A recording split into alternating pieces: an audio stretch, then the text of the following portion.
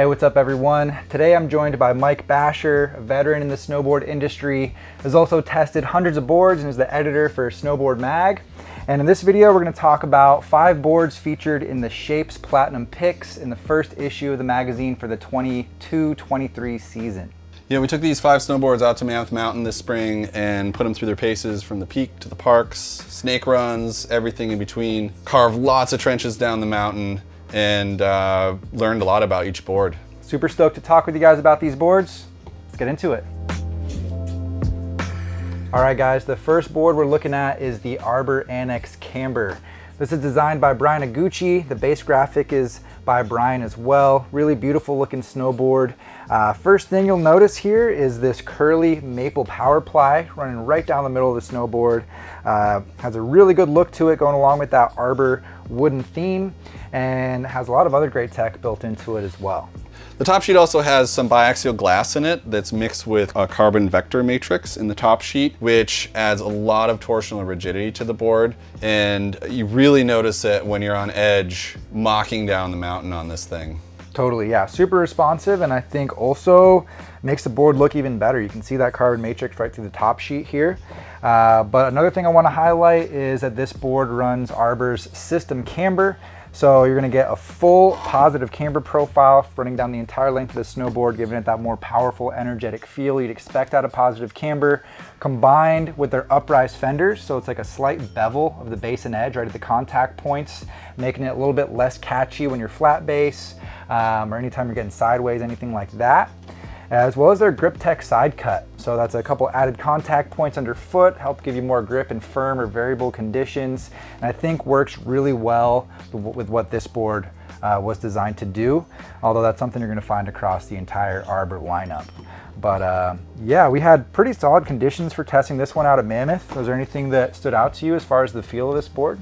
This board, it's got a really long side cut at about 8.7 meters, and it loves going down fall line as fast as you can let it go. Yeah, I think the personality comes out a little bit more at higher speeds, and honestly, this thing is a powerhouse. So if you're looking for that board with no speed limit, locked in feel, fully in control and confident at those higher speeds, I think the Annex is going to be a good one to check out. All right, next we have the Burton Family Tree 3D Double Dog, which is one of 3 3D shapes in Burton's family tree. All are very unique. This particular one is a little on the narrow side, and which makes it really exciting edge to edge. It's got a little bit of a Batmobile-esque look to it as well. The 3D boards really step outside of the box in thinking what is possible for the way a snowboard can be constructed and how it reacts on snow. It's pretty rad. It's got a lot of crazy lines going on and probably one of the most unique 3D shapes out there right now. Let's run through that just to kind of describe to the people, if they pick this board up, what are they looking at?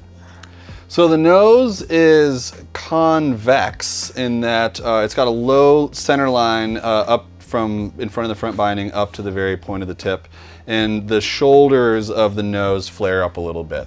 Yeah, it does. It almost has like these wings right here out on the sides of the nose. So, you know, that's really going to come into play in softer snow. It also, you know, has a directional camber profile. So it's got rocker up front that kind of goes hand in hand with that. But it has some 3D contours going on pretty much throughout the entire board.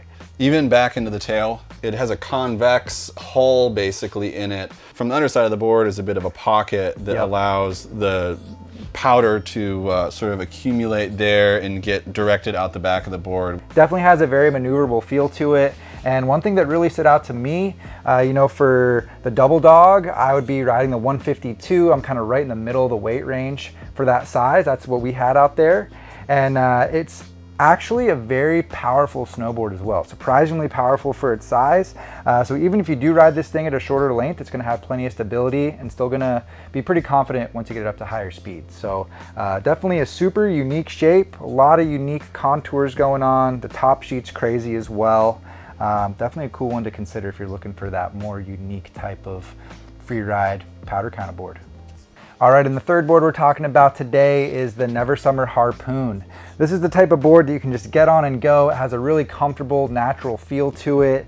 It's part of the Shaper series, and it is a very versatile snowboard. It's going to be capable in a huge variety of conditions, and it's going to be a lot of fun pretty much anywhere that you take it. It does run their Fusion rocker camber profile, so it's going to be rocker dominant, where you get that pivot point in the middle of the snowboard, helping make it extremely nimble, being able to pivot off the center there. You can turn very quickly, but you're going to get camber under the front foot and an even more exaggerated camber under the back foot to help give this board even more power and energy and help you drive through turns and make them feel a little bit more fun, really. Another cool thing about it, in my opinion, is that it's a mid-wide board, so you get to ride it a little bit on the shorter side. Never Summer suggests like 3 to 6 centimeters, which I completely agree with. Personally, I prefer to ride a bit of a shorter board, even though I'm pretty tall. I'm almost 6'2". This is 56 that we tested, and it felt totally right on the money for me. Whether it was carving, I have a size 10 foot, which is not very big, but it's kind of in that realm of like definitely toe and heel drag on a lot of boards, but this one felt really good. Mid-wide definitely helps out with that, and I definitely recommend taking advantage of a volume shift as well. If you're looking at that style of snowboard, you get that added maneuverability, but you know, still get the surface area for float and can help avoid that heel and toe drag like Mike was mentioning for sure. So another great aspect about the Harpoon is that anyone who's ever ridden a Never Summer knows how damp they feel. What we mean by that is how great they are at absorbing chatter and little vibrations and stuff. They're always super smooth and electric feeling. There's a good bit of carbon in the Harpoon as well. There's an X between the bindings, which helps give it a little bit more torsional rigidity, but not too much where you're really fighting the board down the mountain. And then out at the tip and tail, from the binding inserts out to the contact points of the tip and tail, is a carbon V, which really drives a lot of energy from your back foot out to that contact point. So this board was pretty at home all over the mountain, but I noticed you were really getting after it in the park. Definitely, yeah. I think out of the 5 boards we tested, this is definitely the most freestyle friendly. If you've been following Never Summer much, you'll know their team rider Skylar absolutely destroys the park and pretty much anything he rides on this thing. So I think that kind of sets the tone for what this board is all about. Definitely a fun, versatile one with a unique shape that's capable in all types of snow conditions, if that's what you're looking for. All right, next up we have the Roam Service Dog. This good boy was super fun at Mammoth. I was riding everywhere, everything, and I felt totally comfortable and confident on it, from literally hitting down bars in the park to tail blocking hips to just like shredding carves everywhere. You were getting after it, dude. Yeah, I saw Mike was feeling super cozy on it. Definitely busted out some moves that I was stoked to see.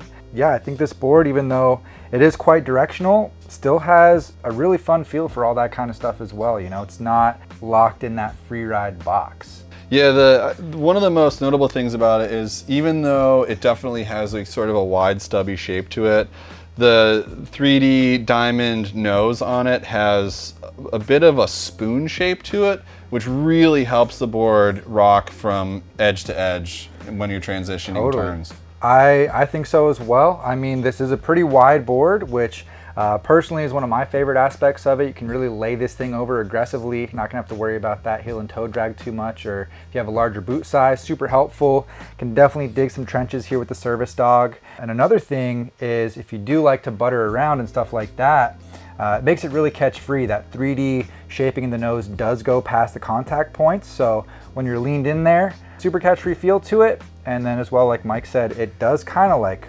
roll from edge to edge. So a lot of times wide boards can take a little bit of effort to get up on edge, but Service Dog has a good feel to it. And it was comfortable riding switch, even though, you know, it's a very directional board. It was, you know, some directional boards, you look down and you see like this teeny little stubby tail, and it's kind of scary. This one's got a decent amount of kick on it, and it's also a really firm feeling tail. So if you do kind of start going over the bars switch, it's kind of there to support you as well. Can handle the switch riding. Personality is going to be that camber feel to it. Got a little bit of early rise up front. It's got a bamboo hot rod up there to help mellow out the chatter also. definitely another versatile one, and comes in at a pretty solid price point too if you're looking for something like this on a budget. And the final board on the lineup for today is the HPS Volley Nivelt Fish. HPS stands for Hillside Project. Really cool series by Solomon, a lot of unique boards on there, and this one is no exception. This is the most directional board that we've talked about today, but kind of following a theme over the last couple boards as well. It's still extremely versatile. Obviously has a super directional outline to it, has a lot of bamboo built into this board as well, with kind of a fish notch cut out in the tail here. So gonna float super well, but still capable and a lot of fun for free riding and cruising around the other terrain you're gonna find on the mountain as well. Yeah, this board was super fun to carve on. I really liked the feel of the bamboo sidewalls mixed with, it's got a little bit of cork inlaid in there, which really helps iron out chatter and smooth out the ride. The same thing with just mixed with a lot of the bamboo throughout the board. Totally, I think that's actually one of the most unique things about this board. I've only ever seen a handful of boards that have this wooden sidewall. So I think that looks really good and just lifts the overall finish of the board up. And it's really fun to ride too. You can get really aggressive on it when you want to, but at the same time you can be super lazy and surf, like kind of surf it a bit, and it's not gonna punish you for just being kind of slow and lazy on it. Yeah, I think, you know, in contrast, some of the other boards we talked about today, that's definitely a standout on this one where, you know, depending on how you're feeling, if you want to get aggressive, you want to charge, it's going to stand up to that, but can still be fun for some mellower cruising as well. Definitely. I think for me, the biggest highlight out there on hill is actually the character of the flex. You can get this board to flex without it fighting too much, but it still snaps back with a ton of energy. So it has a really good feel to it, and it's hard to describe, but the way it snaps back is pretty unique feeling to it. It's not something that you find in a lot of other snowboards, and it was definitely a big standout for me here on the Fish. Yeah, it was definitely very poppy without having to put a ton of input into it to get it to activate. Not too difficult to load up that tension, and holds a lot of potential energy. Super solid. So the one commonality with all these snowboards is their very unique shape. Some are run more narrow than usual, some are a little bit more of a mid-wide, but all are very unconventional. Yeah, a lot of unique characteristics among all these boards. They're all gonna do well in a huge variety of conditions. So make sure to check these out and check them out in issue 19.1 of Snowboard Magazine. That's gonna be linked down in the description below if you wanna pick it up. Mike, thank you for having me out today. Hey, man. Thanks for chatting about these boards. I'm gonna have Mike and Snowboard Mag's socials in the description as well. Subscribe to the channel if you're new here. Drop a like if you got some value. We appreciate you guys watching and getting out there on hill. Hope you have a great season.